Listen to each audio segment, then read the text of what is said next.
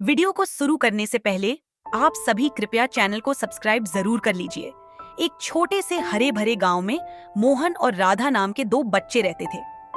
मोहन बहुत होशियार, चंचल और नटखट था, जबकि राधा शांत, समझदार और दयालु थी। दोनों दिन भर साथ खेलते, खेतों में दौड़ते, नदी के किनारे किलकारियां मारते और आम के पेड़ों के नीचे बैठकर खेलते थे। गांव छोटा था, लेकिन वहां के लोग बहुत मेहनती और खुशहाल थे। वे आपस में एक परिवार की तरह रहते थे। हालांकि एक समस्या थी, गांव में पानी की कमी थी। बारिश कम होती थी और जब गर्मी का मौसम आता तो कुएं और तालाब सूख जाते। लोग दूर दूर से पानी लाने जाते, जिससे उनका समय और ऊर्जा दोनों खर्च होते। मोहन और राधा को यह देखकर बहुत दुख होता था। एक रात जब पूरा गांव गहरी नींद में था, आसमान में एक अद्भुत चमक दिखाई दी। यह चमक धीरे धीरे गांव के बड़े पीपल के पेड़ के पास उतर आई। यह कोई साधारण रोशनी नहीं थी, बल्कि एक सुंदर परी थी।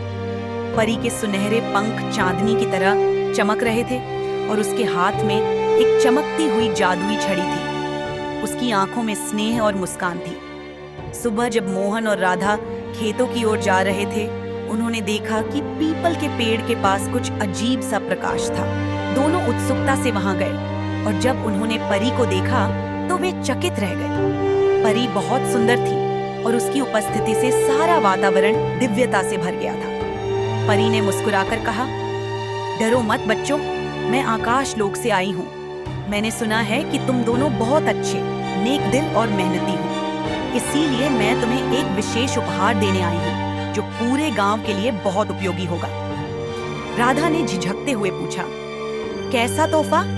परी ने अपनी जादुई छड़ी घुमाई और अचानक हवा में एक चमकदार प्रकाश उत्पन्न हुआ। धीरे धीरे उस प्रकाश से एक छोटा सा मिट्टी का घड़ा प्रकट हुआ। यह घड़ा साधारण नहीं था, यह बहुत सुंदर था और इसकी सतह पर अद्भुत नक्काशी थी। परी ने बताया, यह एक जादुई घड़ा है। इसमें से जब भी पानी निकालोगे, यह कभी खाली नहीं होगा। इससे गांव में कभी पानी की कमी नहीं होगी और फसलें हमेशा हरी भरी रहेंगी। मोहन और राधा खुशी से झूम उठे। उन्होंने परी का धन्यवाद किया और घड़ा लेकर गांव की ओर दौड़ पड़े।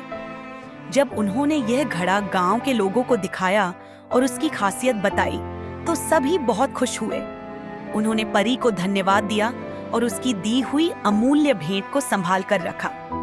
अब गांव में कभी पानी की कमी नहीं हुई।